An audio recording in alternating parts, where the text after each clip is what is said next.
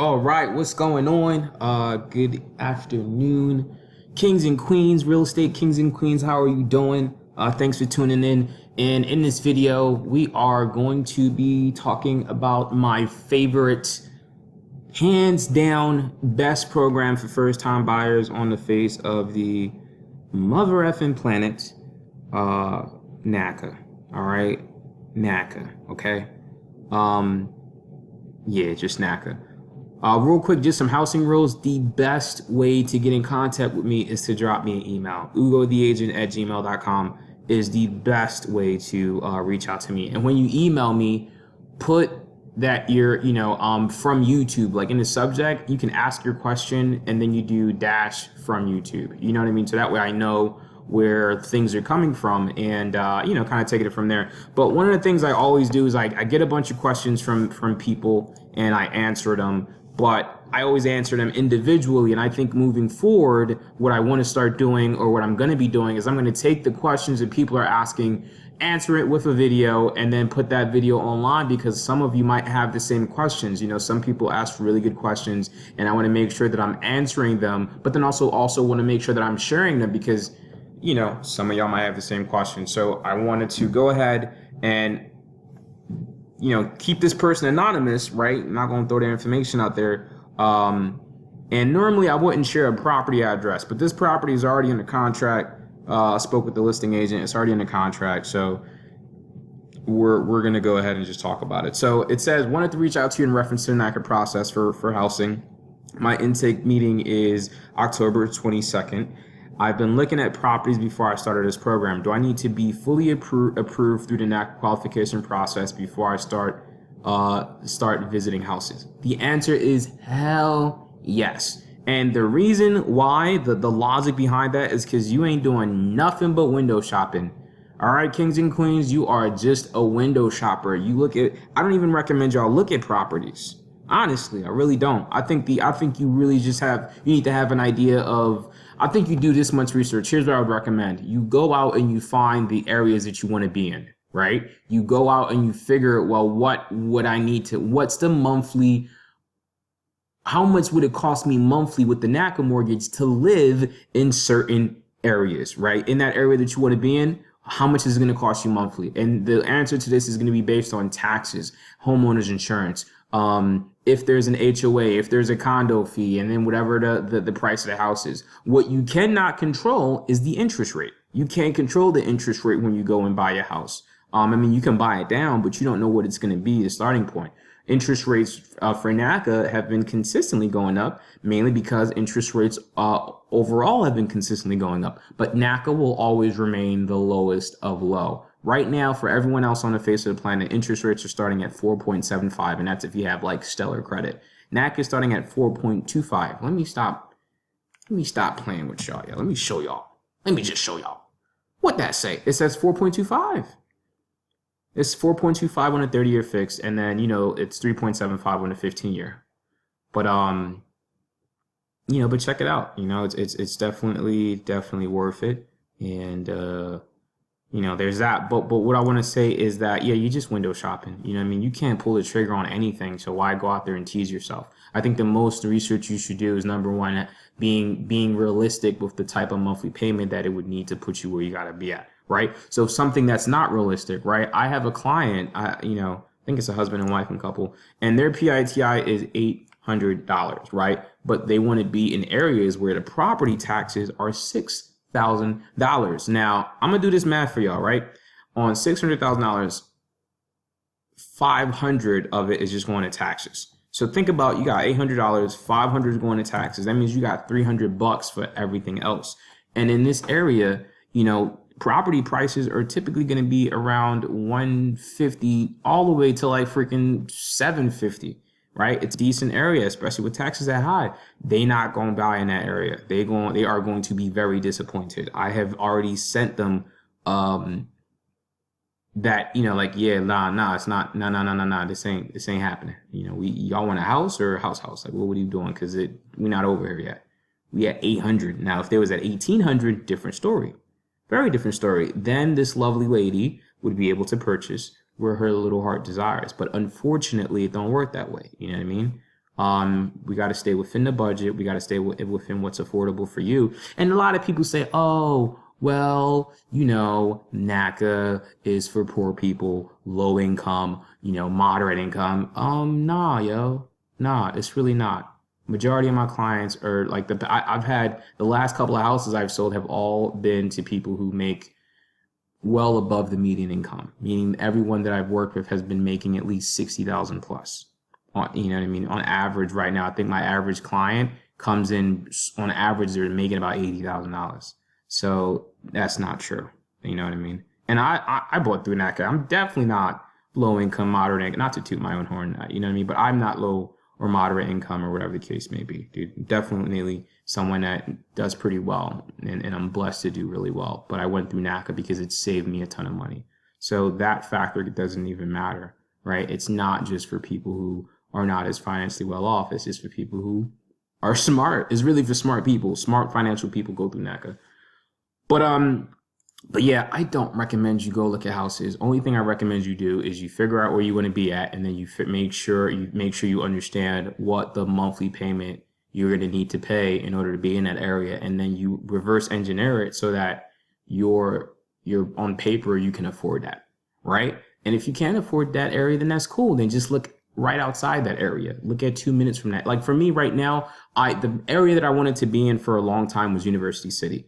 You know what I mean? My aunt and uncle grew up at 49th and Osage, and we would constantly hang out that way. And I just kind of fell in love with that area. But y'all, I couldn't afford University City. It got starting price point is like 400,000, and I would still have to go in and do work, right? So I was like, hell no. And y'all know I wanted an apartment building. So apartment buildings in that area typically don't start for probably less than 425.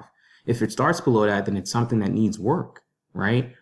So I was very quickly priced out of that area. But 10 minutes from that area, oh, we good, baby. So my apartment building is probably 10 minutes from University City, right? So if I just I could take the trolley into that area, have a ball, take the trolley back home, and not have any complaints. I can drive into University City. I can even drive into Center City if I wanted to in like less than 20 minutes. Now I'm probably not gonna find no parking in Center City, but you know what I mean? Like, I don't get so stuck up and caught up in having to be in the exact area that you want to be in. Man, move with your wallet, man. Just because you're not buying in that perfect area doesn't mean you're not gonna get to that perfect area.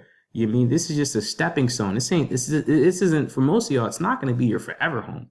You know, it just is what it is, yo. Be realistic. And what I want people to understand is if you can't get what you want through NACA, you are not gonna get it through any other company. Like it's gonna be more fees. It's gonna cost more money, and it's gonna cost more on a monthly basis. Like it just doesn't. Only reason you would not go through NACA is if you don't want to put up with the headache. And if you don't want to put up with the headache, then you must not really enjoy your money. I guess. I don't know. But and I'm not biased towards NACA. I don't work for the I am biased towards NACA, but I don't work for the company. I'm not being sponsored by them. I'm not saying this stuff for the sake of saying it. I'm saying it because it is just a logical thing to do. Like, your wallet is going to thank me later.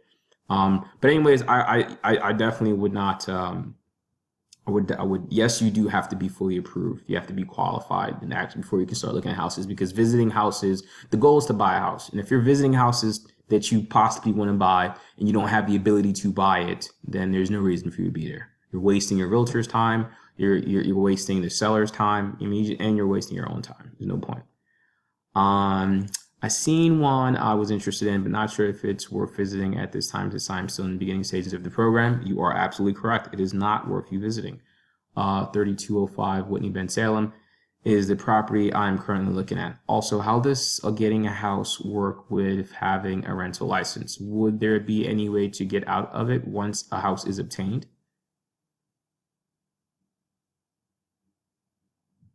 This is my lease just got renewed for another 12 months, so I have time. My experience with the housing market in my area has been very dry the last few years or so.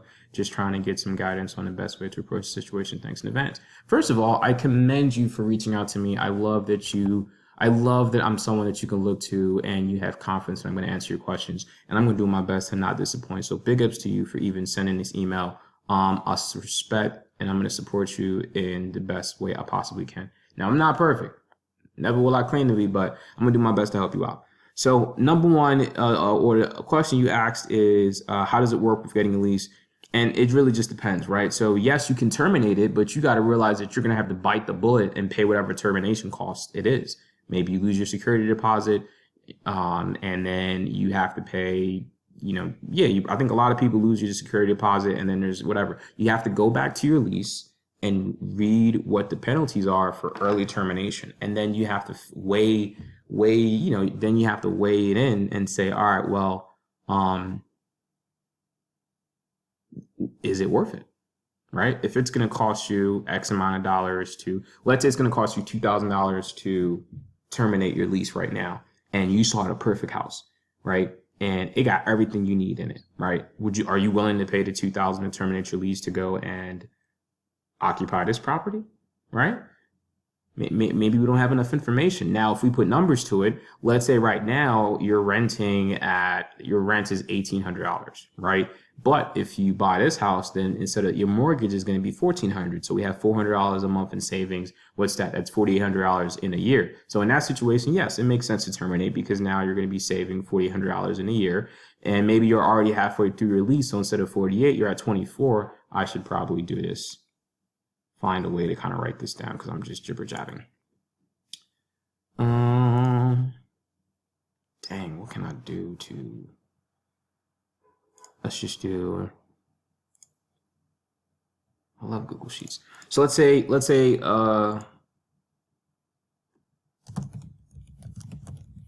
currently renting, and your rent is $1,800 a month.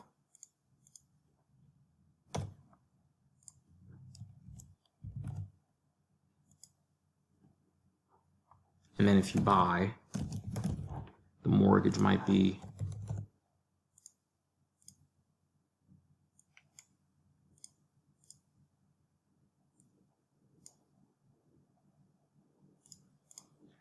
right. So, so it's clearly cheaper to buying a house, right? So if the termination cost is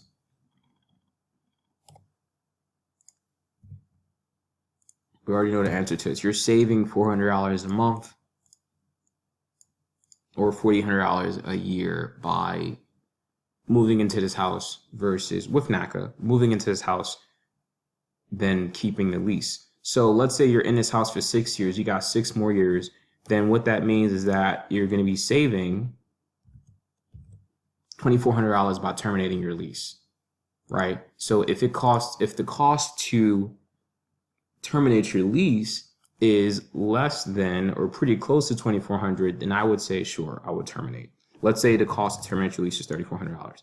I would absolutely terminate that because I wouldn't mind paying additional $1,000 to make sure I got the house that I wanted, right? And then I would just rock out. That's just how I would kind of put numbers and logic into the concept of, do I terminate my lease or do I not? And it happens all the time. I mean, it happens all the time. This wasn't I just went to settlement last week. We had 2 NACA settlements and then one that wasn't a NACA settlement. And the one that wasn't a NACA settlement, he was renting he was renting an apartment downtown from the Philadelphia. Philadelphians were charging him 2 months in order because he was terminating early. And he said, cool, screw it. And he moved out from that. He moved out from the Philadelphian and he bought a nice little duplex in Northern Liberties. The rent that he was getting from he's renting out the second floor. He's living on the second floor, rooftop, that gangster. The rent from the second floor makes his cost of living in that property like almost $800, right? And the rent at the Philadelphian, I think it was closer to almost freaking $1,500. So for him, same thing, right? So we got $1,500 over here versus the $800 over here. He's saving $700 a month. He had no problem paying the $3,000 to terminate his lease. No problem, because it just made more sense for him to do so. And that's what happened. That's it. So that is how it would work if you have a rental lease. I would definitely either sit down with your realtor, go over the lease, figure out what's going on, and kind of try to put a number on it, like, all right, that if I terminate this lease, this is the dollar amount. And I would take it a step further, reach out to your landlord and say, hey, look, I'm starting a home process.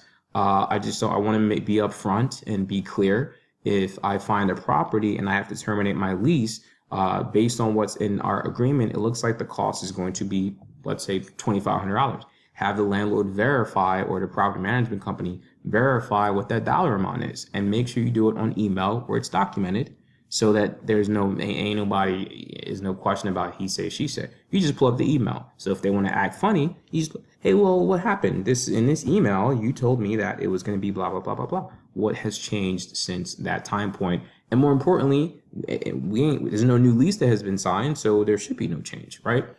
And that's what you got to do, all right? So I hope I've answered that question correctly. If you need further detail, let me know.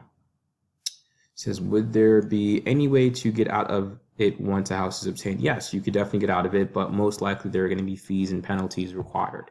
Now, if you are on a month-to-month lease, what I recommend for most people, if your landlord is willing, I would get on a month-to-month lease. But Ugo, they're going to charge me more. Understood completely.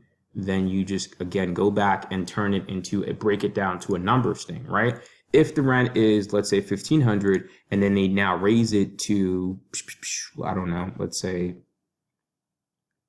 $1,650, right? It's $150 change.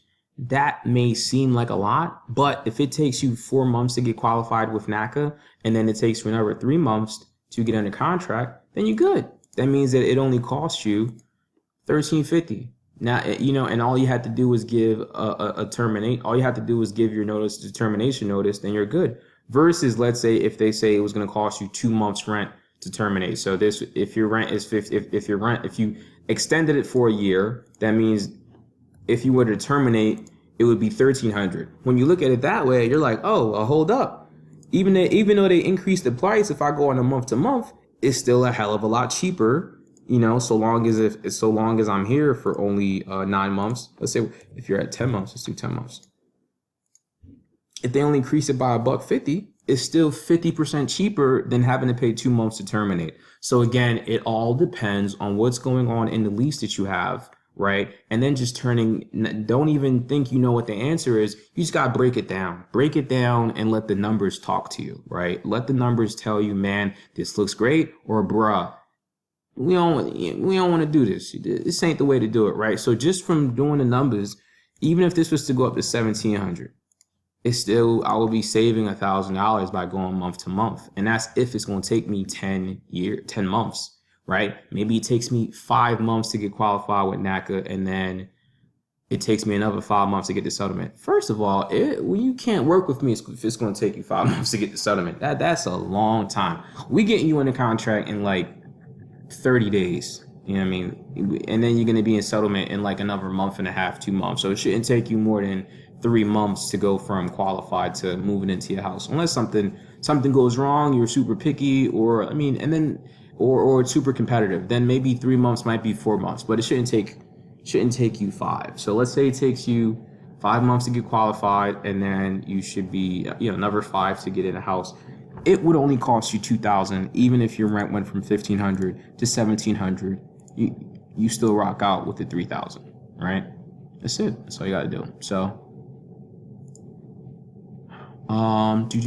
yeah, this person just renewed the lease, and that just is what it is. So let's go ahead and take a look at 3205 Whitney Drive in Bensalem, right? So this is the area that this person wants to buy in, and we're gonna go and run the numbers so this person has an idea of what they would need to have as a PITI. And when I say PITI, I'm talking about P. Give me 1 second. And we're back. So PITI is P is for interest. P is for principal. I is for interest on the mortgage. Principal is another way for principal is just loan amount. Interest, right? Taxes, property taxes, insurance, homeowners insurance and flood. Home and flood, right? And then E, I just throw E in there for everything else. So people say, well, what the hell is everything else? Condo fees, HOA fees, parking. Sometimes you gotta pay for parking. ETC. Anything else that's monthly that, well, no, I guess parking, you don't gotta.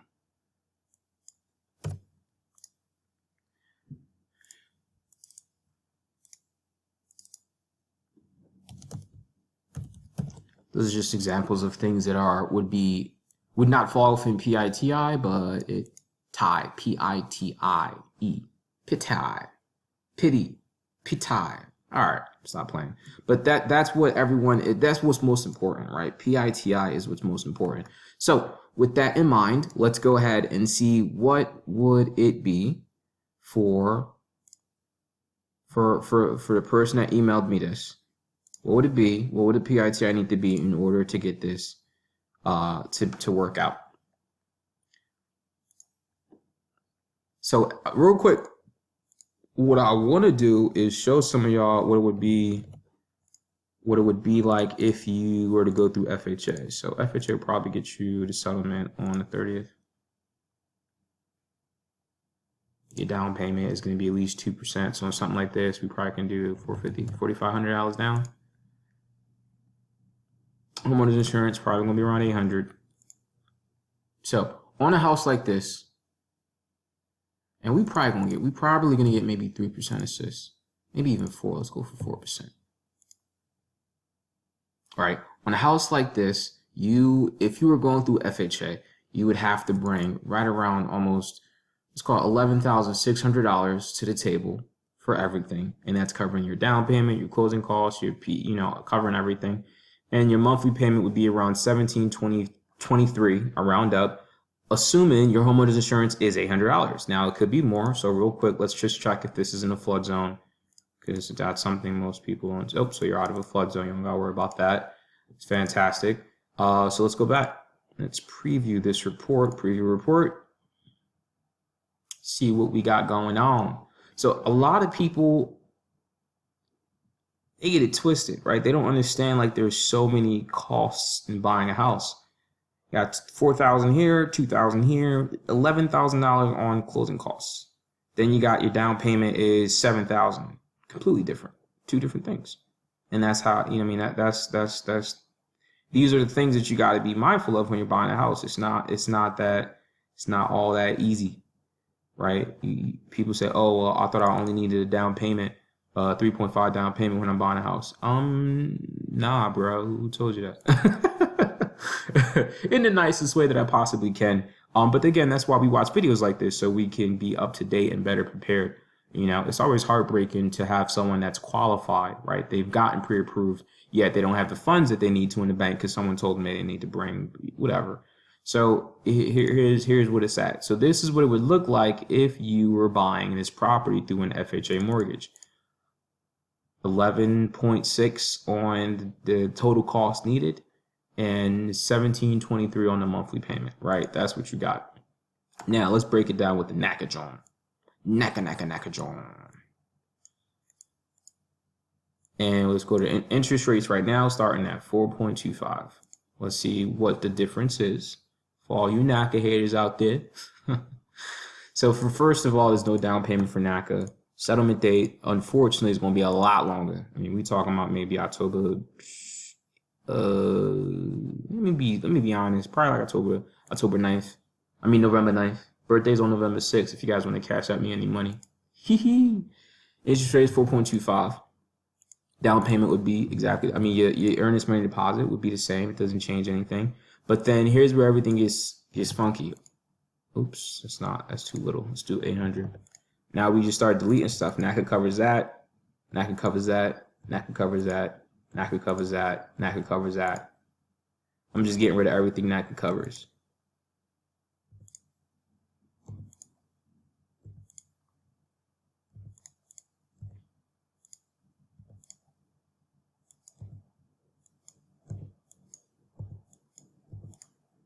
This is 550.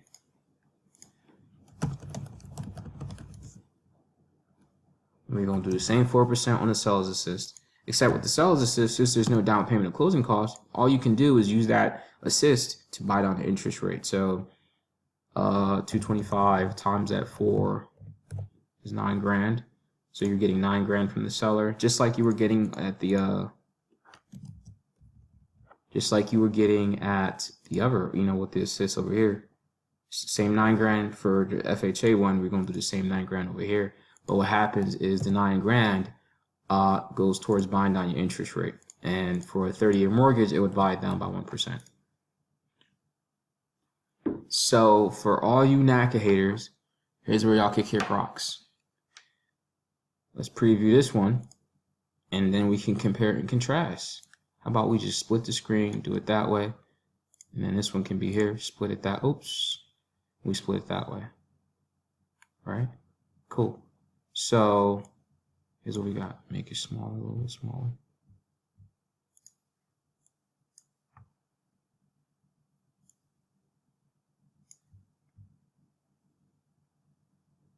Boom, there we go.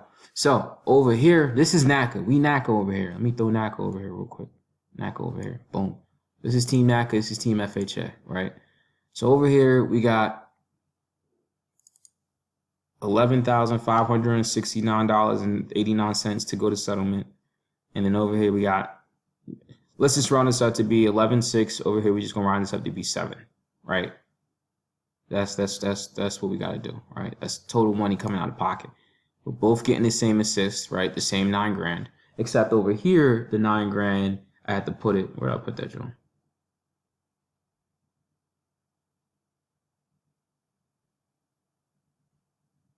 Should be over here. Where? Give me 1 second.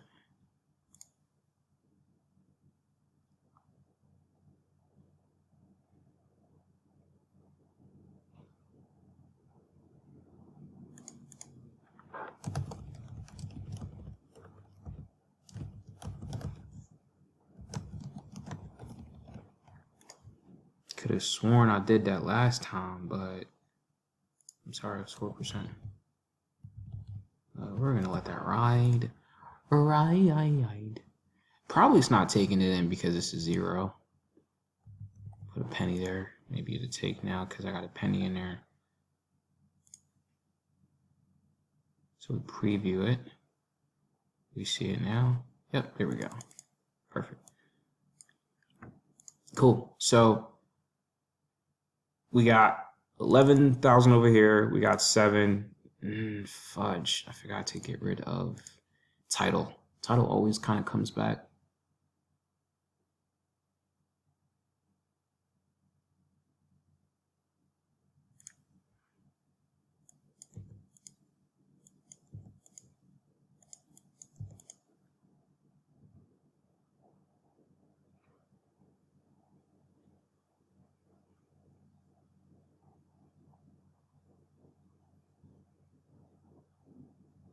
All right, no more changes, I promise, guys. All right. All right, so let's go back and look at this the right way. We got 11,000 over here, 7,000 over here, or 11,600 over here, and there's 7,000 over here. Monthly payment, we got 723. Over here, we got 1396. Duh. Like this is why people put up with the BS of NACA.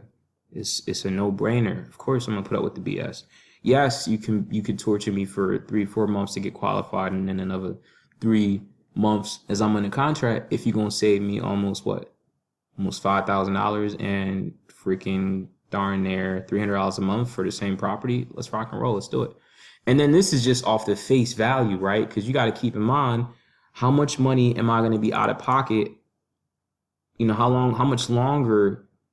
Like, how much am I going to get beat up on when I actually finish paying back the mortgage, right? So this person is going to pay back a lot more money to the bank versus this person because the interest is higher, right? So this person, I should do an amortization schedule and compare and contrast. Do I feel like doing that? I think I should just do it. Amortization schedule. Let's just do it. I'll just do it.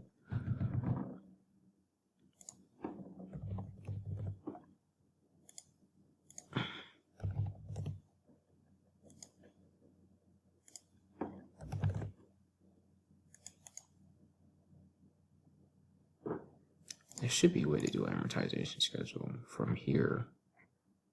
Or no. Or no. Or no. No, it's not here. So let's just do first day of payment. When do we have settlement? We got 11, so probably 12.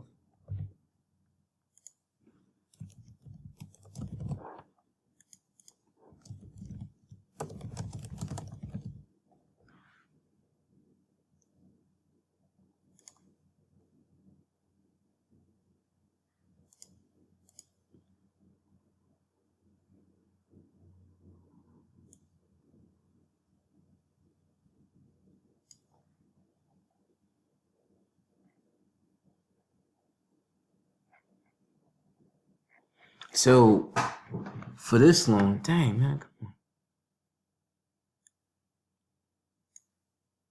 on. I would have on 225, I would have paid 120. It's called 128. Just round up $128,000 on interest over the life of the loan. Right? That's what. Am I reading that right? Yep. In interest, I would have paid total. Would have paid $128,000 in interest over the life of the loan, right? Now, again, this is Team NACA. Over here, the team not NACA, financial amortization schedule 225. I just want y'all to really understand what's going on here, because it's so much deeper than that. You know what I mean? It's so much deeper than that. Don't walk away from a program that's going to help you ongoingly, infinitely, just because it's a little annoying to put through. Because one of the things I tell my clients is that anything worth having is not going to come easy. It's going to come with obstacles and road bumps and things like that. Now, NACA is a lot of areas where NACA, they just got to get their ish together, yo. I'm not even going to sit here and sugarcoat it. There are some situations where it's just like, what the fuck are you talking about, dude? How can you seriously be asking for this? Why is this taking so long? Am I doing something wrong? There we go. That's very annoying.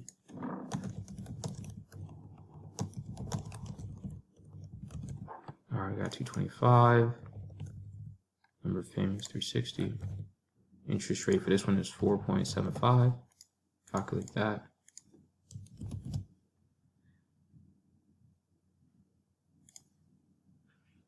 Let's run a report. On this one, it's going to be a lot higher. Let's push this back over here.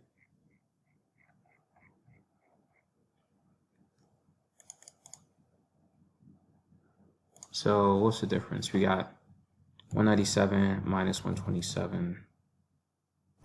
$70,000. So over the span of 30 years, this mortgage is going to save me $70,000 on top of, and they're being paid off in the same amount of time. You know what I mean? It's all both 30-year mortgages, right? So over the same time frame, this person is going to pay $70,000 more towards interest.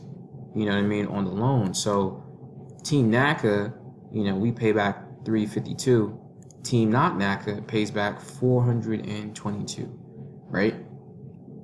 We can call this $353 and we can call this $423. Big difference, very big difference, right? What could you do with $70,000? Whatever the hell you want, facts. But that's you know, that's just this is, we look, and I wanted to do it that way so that y'all see, number one, big difference in what you're saving on the monthly payment side, right? You're saving a lot on what you, I'm sorry, this is not in preview mode. I wanted to do like this apples to apples comparison because number one, when you look at how much you got to bring to the table, you're saving, you're winning in that aspect. You're winning in the aspect of how much you got to pay monthly. You're winning in that aspect. And then number three, in the long game, when we think about long game, right? You're saving 70 grand with the NACA mortgage over the FHA mortgage. And that's not the poo-poo FHA, because FHA has done some phenomenal things for home ownership, and I think that they're going to continue to do so. I just think moving forward, NACA should become the standard for anyone that's talking about first-time buyer, home ownership on a first-time basis, or someone that hasn't had a property in their name for 3 years or more. Then when your friends or family come up to you and say, yo, I'm thinking about buying a house, you don't say, oh, let's look at FHA. You say, yo, call Ugo and talk to him about NACA. Like, that's what should happen. And I believe so ungodly in that, and what I just said, that's why I'm supporting the program so hard. Doesn't make any sense to me. I can't look my sister in the face and say, yo, yeah, go with FHA. No, it don't make no sense. I'm not gonna do that to her. But I could probably say, yeah, go with NACA. Yo, listen, it's going to be annoying as hell, but, here's the trade-off. And I get it. Some people want the peace of mind, right? They don't want to deal with the headaches. Great. That's great. But, for me, I'm going to put up with it. Why? Because I need that 70 grand. I need that. I'm definitely not. You can't tell me, if you told me like, oh, listen, you could buy this house and pay, dang, dude, did I forget to take it off again? All right, whatever. You can't tell me like, oh, look, you could buy it for... if you give me the same house and say, yo, you could either put 11,500 down on it, or you could put 7,000 down on it, which way you gonna go? I'm gonna be like, yo, I'm gonna go with the 7,000. And then you come back and say, well, you could pay $1,723 a month on it for the same house, or you could pay $1,396. I'm like, bro, let me pay that 13 something, And then you could say, it's just no situation in which FHA wins outside of the convenience, right? But the thing with NACA is, if you prepare, if you come accordingly, and you got a realtor, like, let's say I'm your realtor, I'm in that office at least once a week for a settlement, and then at least once a week because I have a client that's getting qualified there, right? So I'm in the office at least twice a week, right? So if there's any issues that come up, you reach out to me. If there's, whatever the case may be, Thursdays I'm typically in that office. Either Tuesday or Thursday I'm typically in that office for a settlement. So just reach out. And when you got that team effort, then it shouldn't be no reason why you can't swim through this program. Is it going to be easy? No. The BS is the company has an abundance of BS, but they deliver, and they deliver heavy, super heavy, fantastic heavy, like life-changing heavy. You know what I mean? Imagine being a person paying $1,723. New people moving the block and they say, yeah, we paying $13. You gonna flip you gonna lose your mind. You gonna be like, what? How? So it just doesn't make any sense. So if you wanted to buy a property like this, then now you need to have at least $7 grand saved in the bank, and your PITI needs to be around 1,400. If your PITI is not around 1,400, and if you don't got at least $7 grand saved in the bank, and this is of course assuming we got 4%.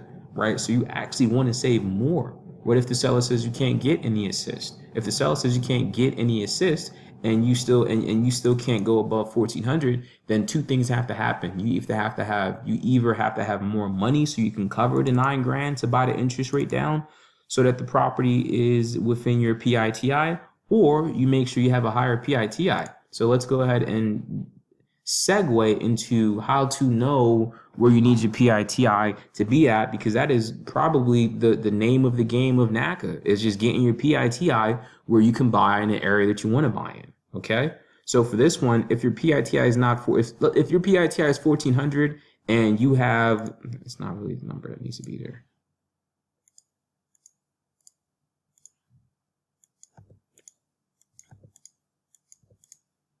All right, so if your PITI is 1,400, right? Once you get qualified with NACA, they're going to give you a number. That number is the monthly payment that you can never go above unless you go back and get requalified.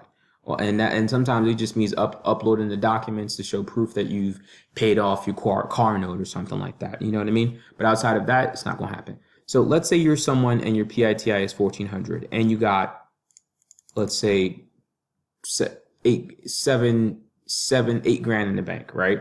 Then cool, this house could work out for you, right? I wouldn't want you to have only $7 grand, because what happens if the interest rate goes up? You're screwed. You're screwed, right? Let's say it goes up just by 3.325.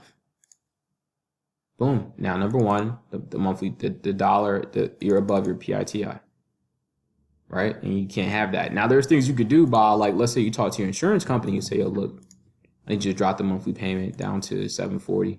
I mean, my insurance to $740. Now you can work it out. But, you know, you just don't want to be in a situation where one thing happens like that and now you're in a tight bind. But anyways, let's go back to 325. Takes back up to 800.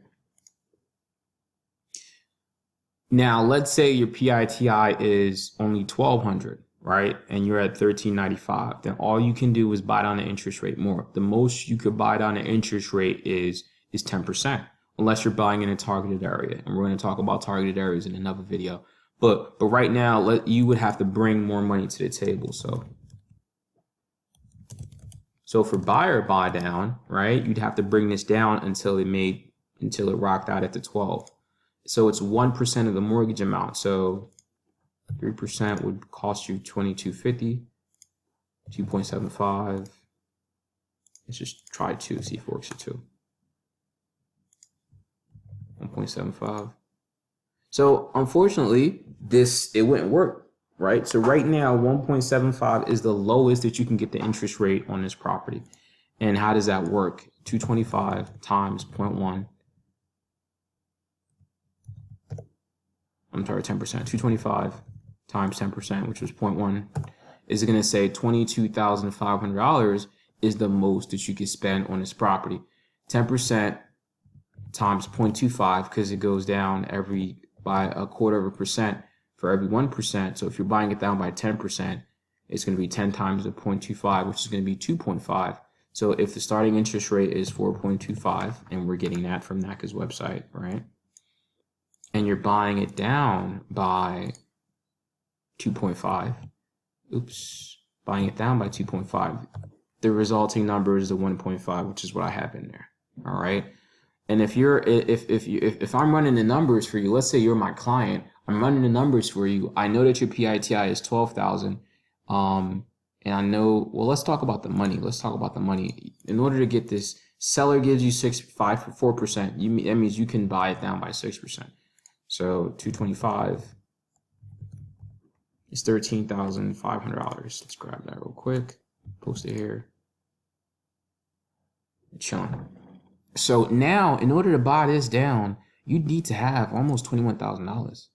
21 Savage. All right. You need to buy this down almost by $21,000. You need to have $21,000 in the bank to pull this off. And this is where people start losing their minds. They're like, oh, I thought you didn't have to pay a down payment for NACA. I thought you didn't have to pay a closing cost for NACA. I'm like, listen, simmer down and read your book, bro. Like, read your book. Right? This isn't going towards down payment. This isn't going towards closing costs. This is going towards buying the interest rate down so that so we could possibly get it within your PITI. Right? So when you have a really high number like that, it only means one thing. What does that mean, y'all? Yo, you shopping above your budget. That's all it means. You are buying above your budget. Not to say, you know what I mean? And there's nothing it's nothing wrong with bringing this much money down. If it works, it works. It's perfectly fine. There's nothing wrong with that. But just take that a hint as maybe you don't have to buy in this area. Maybe we focus on lower taxes, lower price point, something where your PITI can help you do more than what it's currently doing, right? Because now, and that's why your PITI is also so important. A lot of people say, oh, well, I don't want to get qualified for more than X amount. Horrible, horrible, horrible situation. Because here's the situation. What if your PITI was 1,200? And this was the dream house, and you actually had the money in the bank.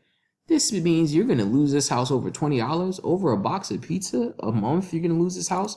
Nah, man, you work with your counselor and you try to get as much as you possibly can, because it's better to have it and not spend it than not have it and you need it, right? If you say, all right, look, I'm paying a mortgage of $1,500. I mean, I'm paying a rent right now of $1,500, but I don't want to pay $1,500. I really only want to pay $1,200. Then you still work to get qualified for $1,500, right? Because now you're in a situation. All you got to do is when you meet your realtor, let's say you're working with me, don't tell me you got qualified for $1,500. Tell me you got qualified for like $1,250 or something like that.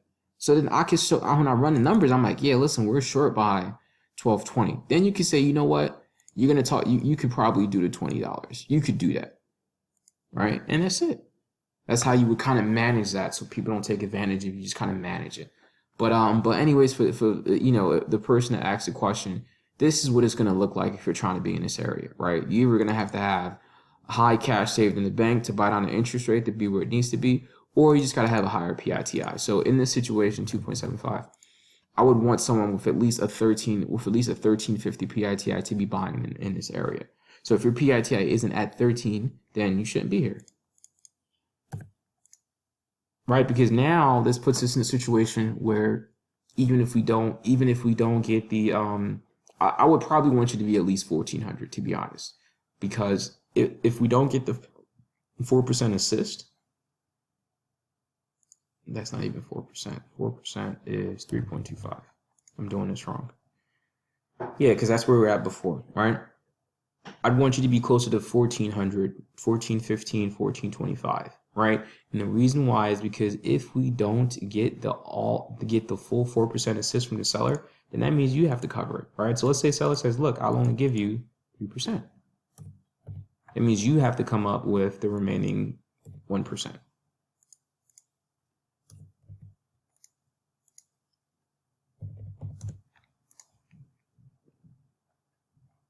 All right, I hope that's making sense, right? So if you were someone and you said, Ugo, listen, I got $10,000 in the bank and my PITI is 1450, boom, this house works. This house works perfectly fine. We got $920, we got $9,300 we're gonna need to bring to the table. That gives us a $700 cushion. And my expectation of you is to continue saving even after, every month, and adding to that, we got a PITI that we're not like brushing up against, right? If the PITI is 1450, that means even if the rates were to go up, let's go to 3.5, we're still good. We don't have to come out of pocket anything else. We're still good. We're in good shape, right? That's the situation you want to be in. That's the kind of ideal target area that you want to be in, the ideal mesh where all your money is not being depleted, because you're still going to have expenses, right? You still got to pay for a moving truck. You got to put food in the fridge. Maybe the seller didn't provide a fridge, so now you got to buy a fridge. There's still expenses that you're going to have to take on, especially as a first-time home buyer. You're going to want to kind of go in and make that house your own, right? So video is kind of getting long. I'm going to cut it out. I hope this video was very helpful. And really the main questions we answered were, number one, do I need to be fully approved in order to start visiting houses? And my professional answer is yes. I think it makes no sense to go to look at property with a realtor until you even know what you're going to qualify for. You know what I mean? I don't think you're really just window shopping. And window shopping isn't a bad thing. I think what you can do and what you should do is visit open houses. Open houses are properties that, it's just open to the public to come and take a look at the property.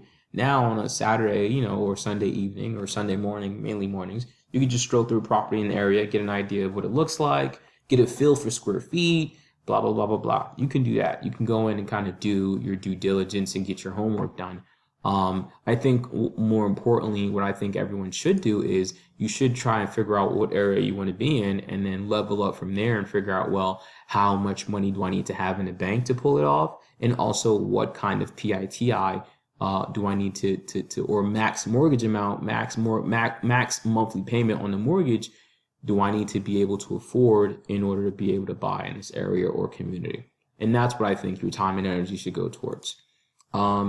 Then the next question was in regards to how does it work if you have a lease in place? And again, and the answer to that is more so of it just depends, right? There's no right or wrong answer. It just depends. And what I recommend is you just kind of break everything down into numbers and you compare, the scenarios to see, well, what's going to put me in a better position? What costs more? What will cost less? And you act accordingly, right? In a situation where you have a lease in place, that lease. And take it from there. All right, so before we make this video any longer, I'm going to cut it off short. Any questions, comments, concerns, let me know. Hopefully this video was helpful and it answers questions. And, please feel free to continue to email me your questions. I'm going to answer them, and I'm going to do a better job of making sure that when I do answer them, I put it all up so that people who have similar questions can get the answer that I've given you, versus kind of like just answering it one person at a time and then taking it from there. All right, so thank you for watching, and As always, if you want to get in contact with me, here's all my information. All right. Peace.